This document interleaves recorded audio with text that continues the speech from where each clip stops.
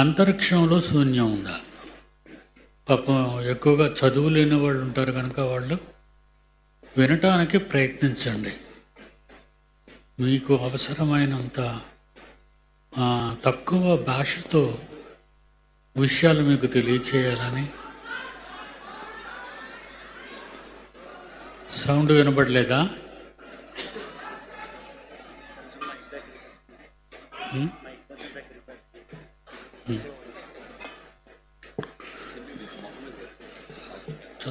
చదువుకోవాలి కదా.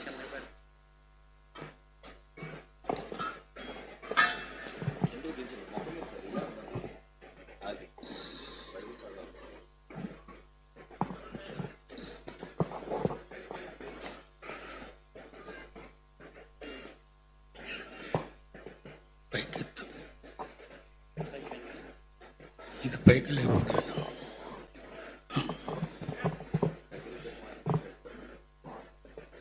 Hello, mic test. Hello, కొంచెం పైకి లేకున్నాను.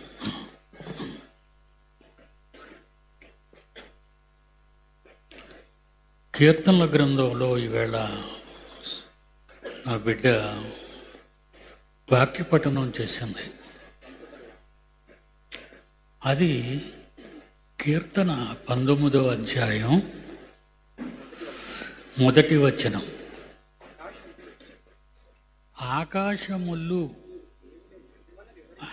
ఆకాశములు అనగానే మనకు తెలిసింది ఒకటే ఆకాశం,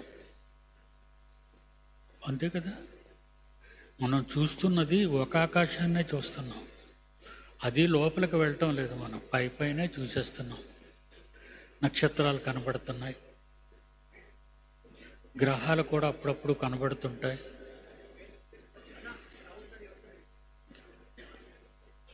విన్నానా?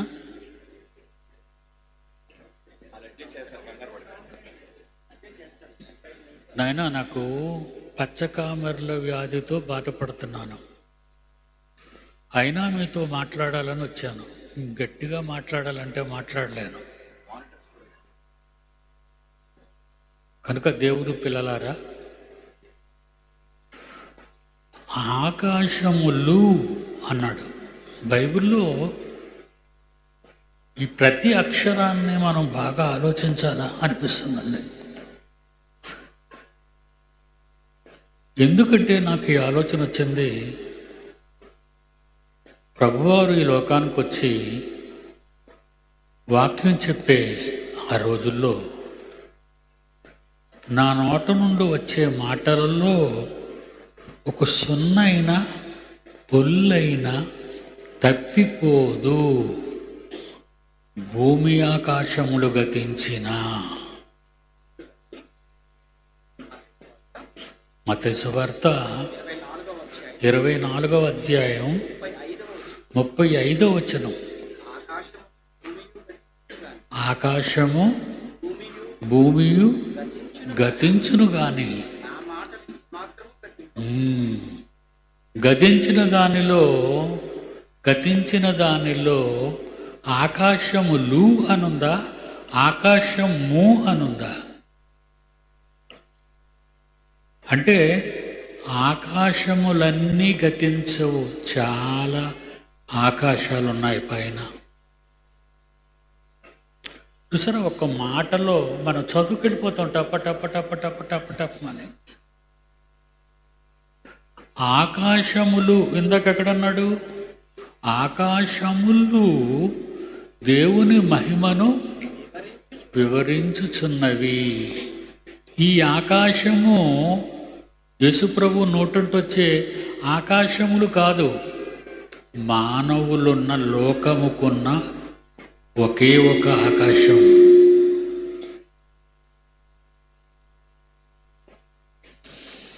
ట్రై చేయండి, వినటానికి బాగా ఆలోచించండి. ఏమండి, అంత ఖచ్చితంగా చూడాలంటే ఒక అక్షరం పోయినా పర్వాలేదు అనుకుంటే అలాగా? అసలు సున్నా పొల్లు దాని తెలుగు అక్షరానికున్న, మన భాషలో ఆలోచిస్తే తెలుగు అక్షరానికున్న ఏంటంటారు వాటిని, అచ్చులు హల్లులు ఏమండి? మరి ఇవన్నీ కూడా ఆ, అవసరం. యేసు ప్రభు నోట వచ్చే ప్రతి మాట, ప్రతి అక్షరానికి పొల్లుకి ఎన్నో అర్థాలు ఉన్నాయి. అవి చదవకే శాస్త్రవేత్తలు పిచ్చివాళ్ళగా మారిపోయారు. దేవుని పిల్లలారా, ఇందాక కీర్తనలు 19వ అధ్యాయంలో ఆకాశములు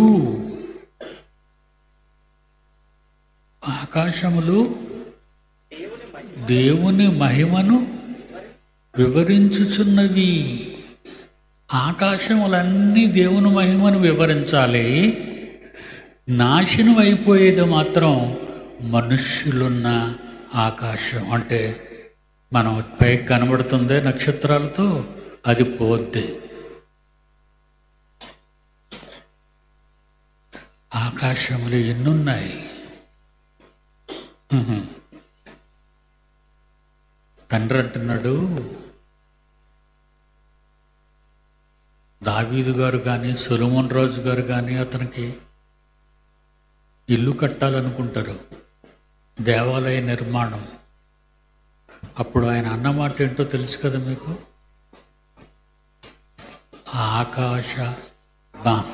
మహాకాశములు, ఆకాశ మహాకాశములు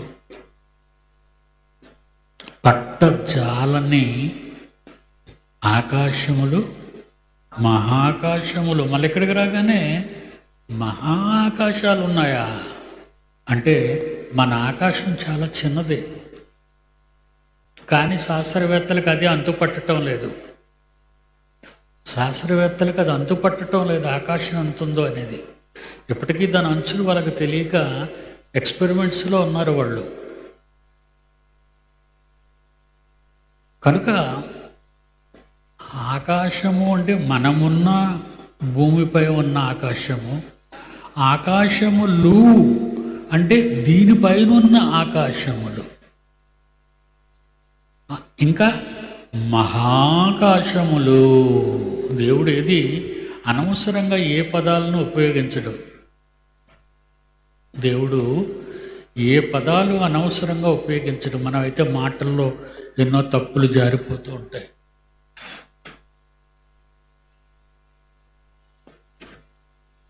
ఒకసారి చూద్దాం. మొదటి రాజులు గ్రంథం 8వ అధ్యాయం, మొదటి రాజుల గ్రంథము 8వ అధ్యాయము 27వ వచనము. రాజుల మొదటి గ్రంథము 8వ అధ్యాయము 27వ వచనము. నిశ్చయముగా దేవుడు ఈ చిన్న ఆకాశంలో ఉంటాడా? మన దగ్గర చిన్న ఆకాశం అండి, ఎన్ని నక్షత్ర మండలాలండి. ఒక నక్షత్రం, ఇప్పుడు మనం పాలపుంత అనే ఒక మిల్కీ వే అంటారు, పాలపుంత అనే ఒక నక్షత్ర మండలం మనం చివరి అడ్రస్లోని పదం. నాకు ఉత్తరం రాయాలంటే పిడి సుందర్రావు, డోర్ నంబరు, తర్వాత రాసేది వీధి పేరు, ఏ వీధిలో ఉంది నా ఇల్లు, ఆ తర్వాత జిల్లా, ఏ జిల్లాలో ఉన్నానో రాయాలి, ఆ తర్వాత south India, north India, state ఇది ఇండియాలో ఏ భాగంలో ఉన్నానో రాయాలి. మరి ఇంకా దాటితే భూమి, అది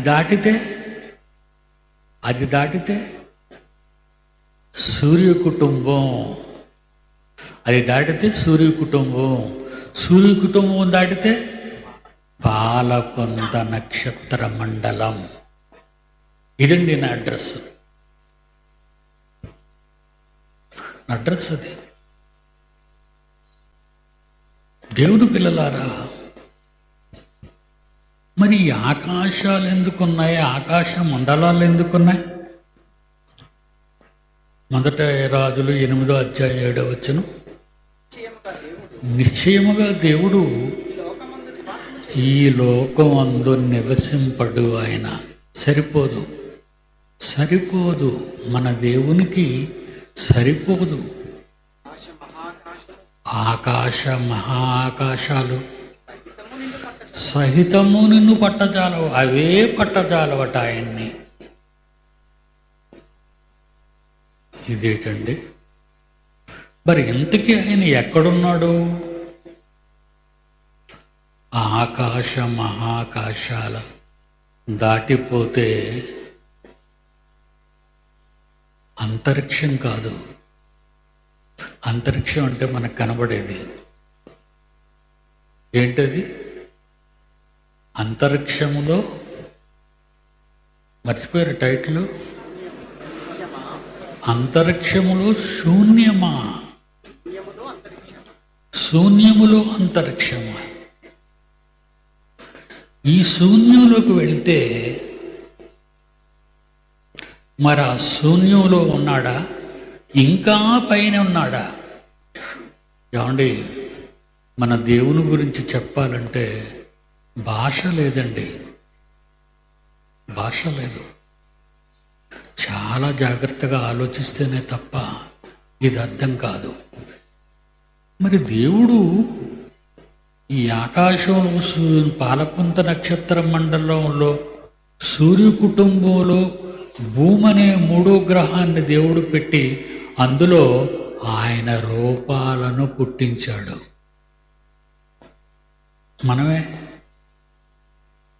మనమేనండి. మీరు ఎంతటి వారో, ఎంత గొప్పవారో మీకు అసలు అర్థం కావటం లేదు. మనం చాలా ఈజీగా తీసుకుంటున్నాం ఈ జీవితం గురించి. బైబిల్ చెప్తున్నాను నేను, బైబిల్లో లేనిది ఏమి చెప్పటం లేదు. అందుకే ఎవరితోని ఓడిపోను. గెలుస్తానే తప్ప, ఓడిస్తానే తప్ప ఎవరి చేతిలో, ఈ లోక జ్ఞానుల చేతిలో ఓడిపోను. దేవుని మాటిమాటికి చప్పట్లు కొట్టుకోండి. నాకు అసలే చిరాకు. వద్దు, మాటిమాటికి ఎందుకరా? ఇందాక బాగా కొట్టారు చెయ్యి పీకినంత వరకు. ఇప్పుడు వినండి. విజిల్స్ అవి వేస్తే ఏమనుకుంటారండి? కొత్త సినిమా రిలీజు, హీరో చూసి విజిల్స్ వేస్తున్నారు. వద్దండి, అది మంచి సంస్కారం కాదు. దేవుని పిల్లలారా, అంత పెద్ద మనం అనుకున్న ఈ ఆకాశం పెద్దదనుకుంటే ఆ ఆకాశం మీద ఆకాశాలు ఉన్నాయి. ఆ ఆకాశాల మీద ఆకాశ మహాకాశాలు ఉన్నాయి. మరి దేవుడు ఆకాశ మహాకాశాల్లో ఉండను అన్నాడు. చూడండి, ఇప్పుడు చదివారు కదా. రాజుల మొదటి గ్రంథం 8వ అధ్యాయము 27వ వచనం. నిత్యముగా దేవుడు ఈ లోకమందు నివాసం చేయుడు. ఆకాశ మహాకాశములు సైతము ఆయన్ని పట్టజాలవు. అంటే ఏటండి ఆ రూపం? మన డాడీ అండి ఆయన. ఎవరనుకుంటున్నారు ఆయన్ని? మై లవ్లీ ఫాదర్, నాకిష్టమైన తండ్రి, నన్ను కోరుకొని పుట్టించిన తండ్రి, నన్ను పుట్టించి దేవుని కొరకు నడిపించిన తండ్రి. ఆ తండ్రి నాకు ఎల్లప్పుడూ ఉన్నాడు. ఎప్పుడు ఎలా ఉన్నాడు మీరు అడగలేరు, మనం అడగకూడదు. ఎందుకంటే కొన్ని సంగతులు ఇప్పుడు మనం చెప్పినా మీకు అర్థం కావు. మరి శాస్త్ర రీతిలో ఈ ఆకాశం గురించి ఆలోచించాలంటే వాళ్ళ బాబోయ్, వాళ్ళ లెక్కలు, వాళ్ళ గొడవలు అస్సలు మనకు అర్థం కావు. అవి మనకు అస్సలు అర్థం కావు. కనుక ఇదంతా ఈ మహాకాశాలు, ఆకాశాలు, ఆకాశం కిందన ఒకే ఒక ఆకాశం. ఆ ఆకాశంలో సూర్యకుడు పాలపుంత నక్షత్ర మండలం, పాలపుంత నక్షత్ర మండలంలో ఒక సూర్య కుటుంబంలో సూర్యునికి 3వ గ్రహం, నవగ్రహాలు, అందులో 3వ గ్రహం మన భూమి. ఆ భూమి మీద ఉన్నది ఎవరు? సాక్షాత్తు సర్వేశ్వరుని ప్రతిరూపాలు. మన రూపం ఎవరిది అనుకున్నారు? దేవునిది. చూసారా, ఇప్పుడు మరణించిన వారు అక్కడే ఉన్నారు. ప్రస్తుతానికి మాత్రం పరదేశంలో ఉన్న, తర్వాత వెళ్ళేది యేసు, వచ్చిన తర్వాత వెళ్ళేది యేసును పంపుతాడు. నా పిల్లలను తీసుకొచ్చి అని ఇక్కడికే, ఈ ఆకాశానికే వస్తాడు క్రీస్తు యేసు. అప్పుడు మనం రెడీ అయిపోవాలి. మన తండ్రి అంటే మనకు ప్రేమ కదా. మన తండ్రి దగ్గరికి వెళ్ళడం మనకు చాలా ఇష్టమై ఉండాలి. మన హృదయంలో ఆయన ప్రతిష్ఠించుకోవాలి. ఏదో పాట పాడి, ప్రార్థన చేసి, పాటలు పాడి, డప్పులు కొడితే అయిపోదు. మహాజ్ఞానాన్ని మీరు ఉగ్గుపాలతో సేవించాలి. అప్పుడు మీకు అర్థమవుతుంది. చిన్ననాటి నుండి చదవాలి బైబిల్. చిన్ననాటి నుండి చదివేవాడిని. రోజుకి 100 అధ్యాయాలు చదివేవాడిని. మళ్ళా చదివి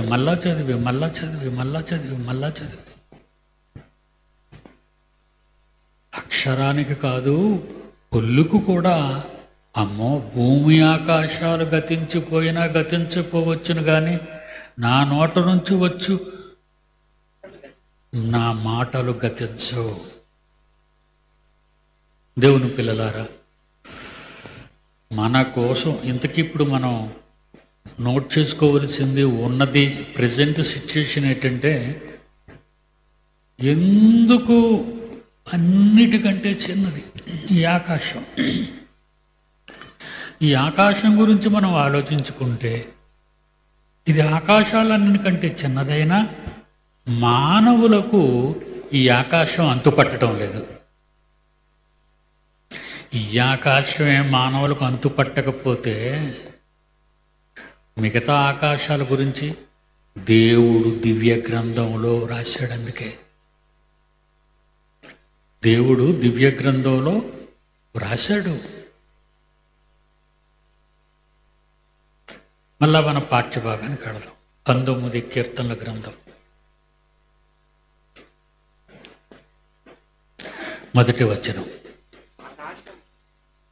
ఆకాశములు, ఒక ఆకాశం కాదు, ఆకాశములు అంటే ఈ ఆకాశంతో మిగిలిన ఆకాశాలు కూడా కనెక్ట్ అయి ఉన్నాయా? ఏమండి, మా స్టేజ్ మీద 2 లైట్లు వెలుగుతున్నాయి, కానీ ఈ లైట్లతో పాటు ఇందులో ఉన్న ట్యూబులన్నీ వెలుగుతున్నాయి, బయట లైట్లన్నీ వెలుగుతున్నాయి. ఏమండి, మేము మాట్లాడుకున్న దగ్గర ఒక లైట్ ఉంటే చాలంటే అవుతుందా? మేమే మీ రాక కోసం ఎదురు చూస్తూ మీరు హ్యాపీగా ఉండాలని రోడ్లమయం అంతా కూడా వెలుతురుమయం చేశాం. మీరు హ్యాపీగా రావాలి, హ్యాపీగా ఉండాలి. కనుక దేవుడు ఈ ఆకాశంతో మిగిలిన ఆకాశాలన్నీ కూడా కనెక్ట్ అయి ఉన్నాయి. కనెక్ట్ అయి ఉన్న ఈ ఆకాశాలన్నీ గతించవు, ఒకటే గతిస్తుంది. ఈ ఆకాశమును భూమి గతించిపోతాయి. ఇక్కడ చూద్దాం. ఇప్పుడు ఇందాక 19వ అధ్యాయం కీర్తనల గ్రంథం 19వ అధ్యాయంలో ఏమండి, కీర్తన గ్రంథం 19వ అధ్యాయం మొదటి వచనం. ఆకాశములు దేవుని మహిమను వివరించుచును. అంటే ఈ ఆకాశంలో ఉన్న నక్షత్ర మండలాలే కాదు, ఈ ఆకాశంలో ఉన్న నక్షత్ర మండలాలే కాదు, మీదున్న ఆకాశాలు, ఆ ఆకాశాల పైన ఉన్న మహాకాశాలు, ఇవన్నీ కూడా దేవుని మహిమను వివరించుచున్నవి. మరి వీటన్నీ ఎందుకున్నట్టు? అసలు ఎందుకు ఆయన ఇవన్నీ చేశాడు? ఏదో ఒక భూమిని చేసి మళ్ళీ సృష్టించేస్తే అయిపోదా? ఎంత ఎక్విప్మెంట్ ఉండాలా?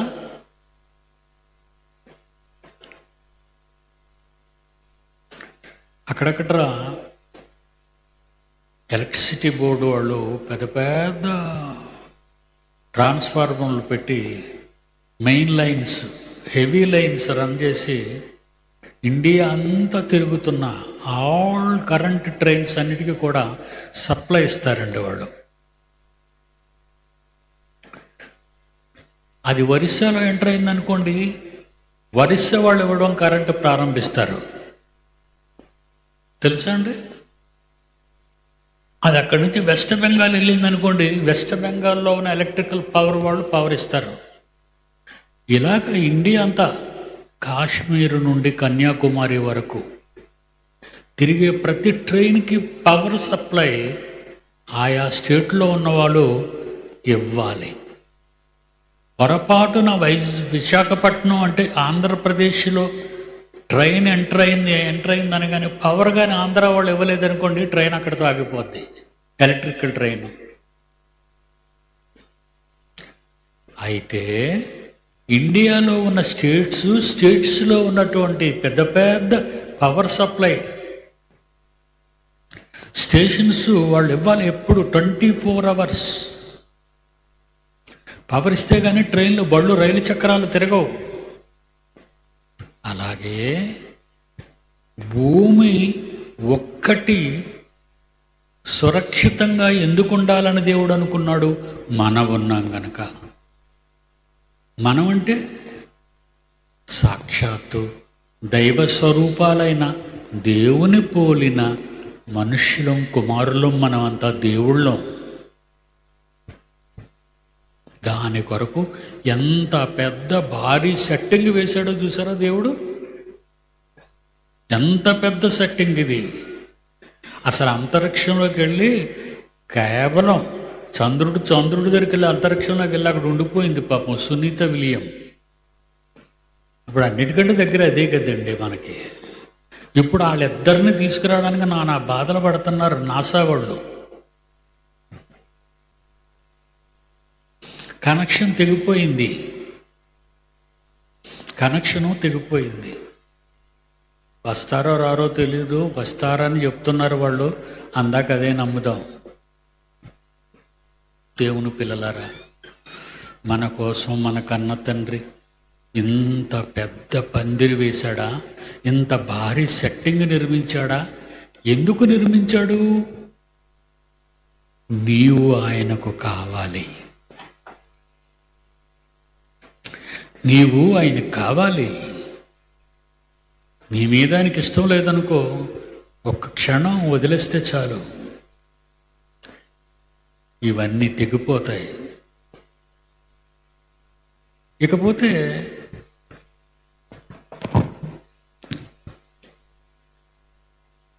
లోకాసు వార్త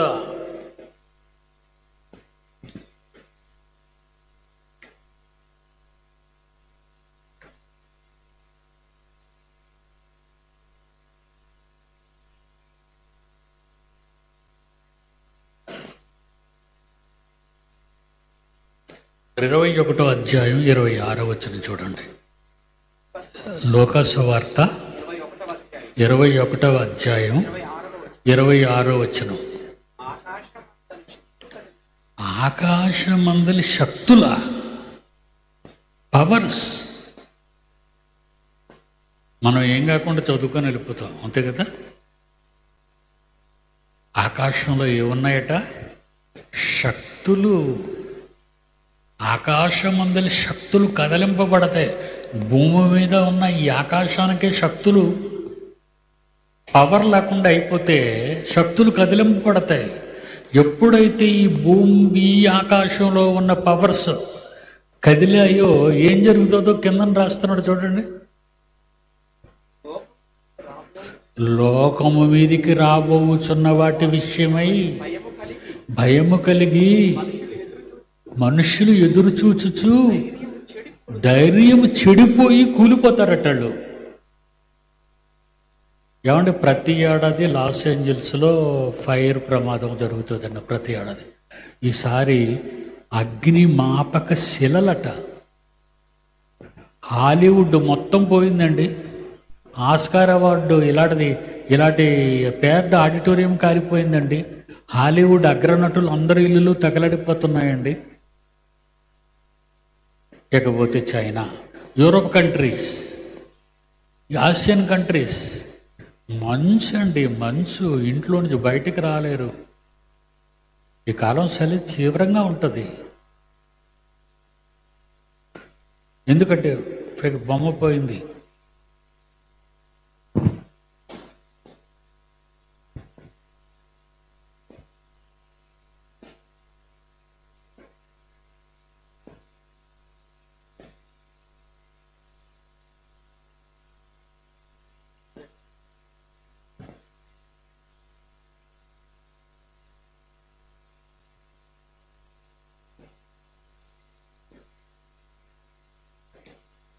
ఆకాశమందలి శక్తులు కదిలింపబడును.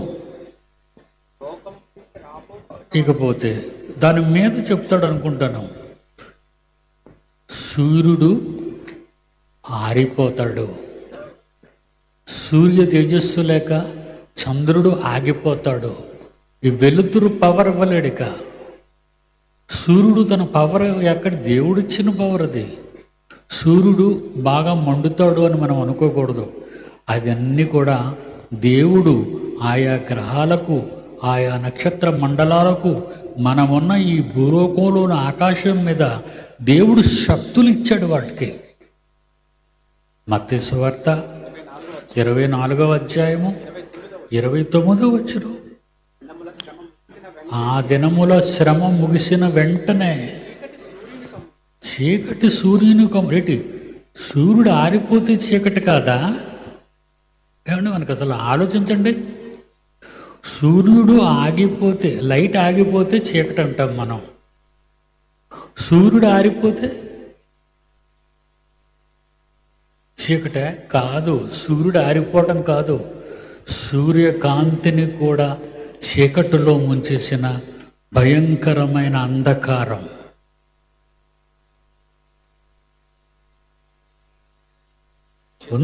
ఉంది పైన. చంద్రుడు కాంతినివ్వడు. ఆకాశము నుండి నక్షత్రాలు అంటే ఇప్పుడు ఎలక్ట్రోమాగ్నెటిక్ పవర్ ద్వారా దేని మీద ఆధారపడకుండా మధ్యలో అలా శూన్యంలో అలాగా, అంతరిక్షంలో అలాగా ఆడుతున్నాయి నక్షత్రాలు. ఏమండి, ఆకాశమందలి శక్తులు కదిలింపబడితే అంధకారము సూర్యచంద్రాదులను ముంచేస్తే, కమ్మేస్తే చీకటి, అంధకారం ఎంత గొప్పది, ఆ చీకటి ఎంత గొప్పది. యేసుప్రభు గారు మీలో ఉన్న చీకటి ఎంత గొప్పది అంటాడు చూడండి. అలాంటి వాళ్ళలో ఉన్న అంధకారము, చీకటి. మత్తయి సువార్త 5వ అధ్యాయము, మత్తయి సువార్త 5వ అధ్యాయం 15వ వచనం, మీరు లోకానికి వెలుగై ఉన్నారు. 6వ అధ్యాయం 23వ వచనం, నీ కన్ను చెడినదైతే నీ దేహమంతయు చీకటిమయము, నీలో ఉన్న వెలుగు అది గాని చీకటి అయిపోయిందా, ఆ చీకటి ఎంతో గొప్పదంటే అంత భయంకరమైనది అని అర్థం. అంధకారం చిన్నది కాదండి. దేవదూతలు తప్పు చేసినప్పుడు దేవుడు దేవదూతలను ఎక్కడ బంధించాడు?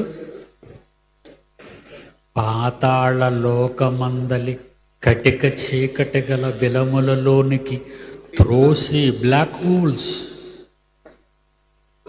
పేతురు రాసిన 2వ పత్రిక 2వ అధ్యాయము 4వ వచనం, దేవదూతలు పాపము చేసినప్పుడు దేవుడు వారిని విడిచిపెట్టడట. పాతాళలోకం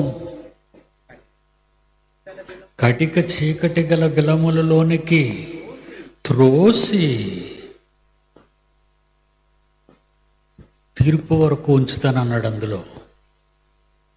ఇకపోతే బిలాలు అంటే గాఢాంధకారపు స్వరంగాలు.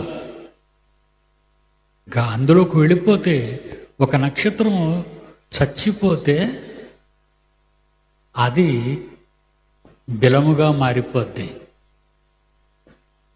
దగ్గరున్న నక్షత్రాలన్నిటినీ లాగేసుకుంటుంది. బ్లాక్ హోల్స్, కృష్ణ బిలాలు బైబిల్లో రాయబడిన మాటలు అవన్నీ. దేవుని పిల్లలారా, ఇదంతా పక్కన పెడితే ఎంత అడావుడు పైనుందా? అవన్నీ భూమితో కనెక్ట్ అయిందా?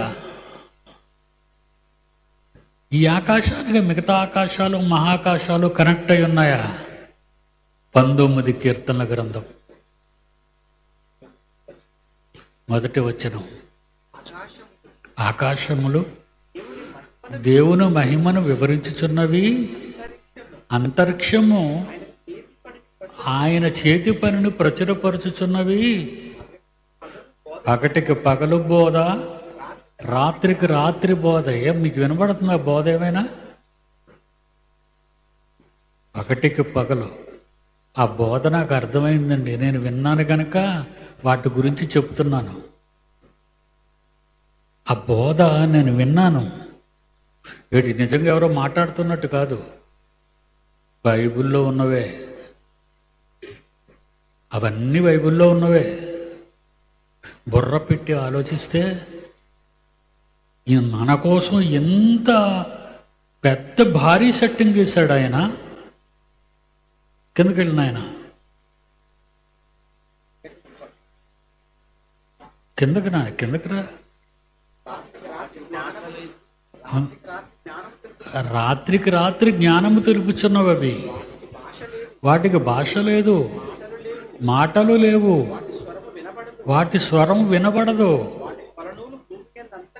ఇక్కడ ఆగండి. వాటి కొలనూలు భూమి అంతటా వ్యాపించి ఉన్నది. అంటే టోటల్ ఈ భారీ సెట్టింగ్ అంతా కూడా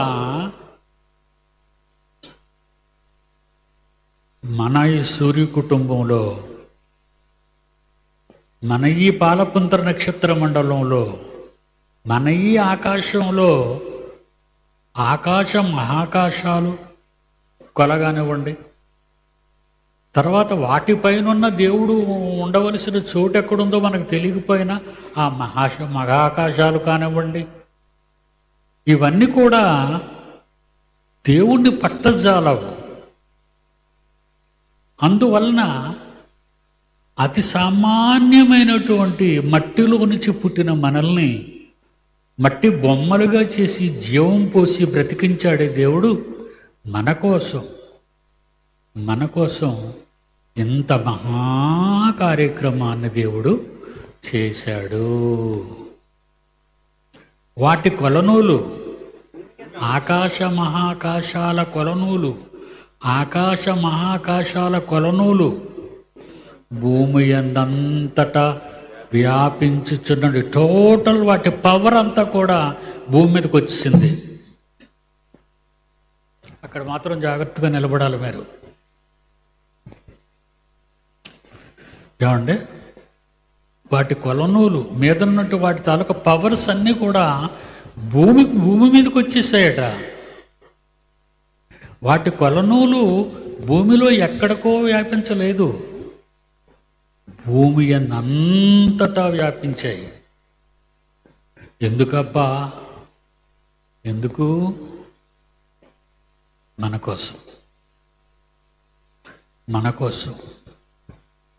దేవా, ఇంత గొప్ప భారీ నిర్మాణం మా కోసమే చేశారా? అవును నాయనా, ఇవన్నీ నీ పిల్లలకు చెప్పాలి. నాకు జ్ఞానోదయం కలిగించు. నేను ఎప్పుడు దేవుణ్ణి అడుగుతానండి, నా పిల్లలకి ఇంతవరకు ప్రపంచంలో ఎవరు చెప్పనివి, సకల శాస్త్రాలను మించినది నీ వాక్యం కనుక నీ వాక్యాన్ని నాకు బోధిస్తే ఆ వాక్యాన్ని నా పిల్లలకు నేను తెలియచేస్తాను. ఎందుకంటే నా ఆయుష్కాలం నాకున్న ఆయుష్కాలం 75 ఇప్పుడు. ఇక నేను ఎక్కువగా మాట్లాడను కూడా లేను భవిష్యత్తులో. కనుక ఎంత తొందరగా మీకు చెప్తే అంత తొందరగా మీరు జ్ఞానవంతులుగా మారిపోతారని నా కోరిక. దేవుణ్ణి ఎప్పుడు అడుగుతాను, దేవా నేను నా పిల్లలు, మేము నీవు నీ పిల్లలం, మనదొక కుటుంబం, మనది ఒక కుటుంబం. ఎలాగ చెప్పగలను? దేవుడు మన కుటుంబాలతో ఏమన్నాడో తెలుసా? ఏమండి, పత్రికలు, పౌలు రాసిన పత్రికల్లో ఎఫ్సి పత్రిక 3వ అధ్యాయము 14వ వచనం, ఎఫ్సి పత్రిక 3వ అధ్యాయము 14వ వచనం. ఈ హేతువు చేత, జాగ్రత్తగా వినండి, ఈ హేతువు చేత పరలోకమునందును భూమి మీదను, పరలోకమందున్నది ఎవరు? దేవుని కుటుంబం. ఇంకెవరు లేరు అక్కడ. దేవదూతలు, సర్వెంట్స్, వాళ్ళు సర్వెంట్స్. కుటుంబం వాళ్ళని కుటుంబం అని పిలవలేము. మన ఇంట్లో పని వాళ్ళని మా కుటుంబం అని అనం కదా. ఏమన్నాడు ఆయన? పరలోకమునందును భూమి మీదను ఉన్న ప్రతి కుటుంబము, పరలోకమందు దేవుని కుటుంబం, భూమి మీద మాత్రమే మానవ కుటుంబాలు. పరలోకమందు దేవుని కుటుంబము, భూమి మీద మన కుటుంబాలు. చదువు నాయన. భూమి మీదను ఉన్న ఈ కుటుంబము, ఏ తండ్రిని బట్టి మనం కుటుంబం అని పిలువబడుతున్నామో ఆ తండ్రి ఎదుట మోకాళ్ళు నాలి మనం. లేకపోతే ఇంత భారీ నిర్మాణం మన కోసం చేశాడా మా దేవుడు? దేవునికి ఏం తొయ్యదా? దేవునికి ఏం ఆలోచన లేదా? దేవునికి మనలాంటి పనులేమీ లేవా? మన పనులన్నీ పనికిరాని పనులే కదా.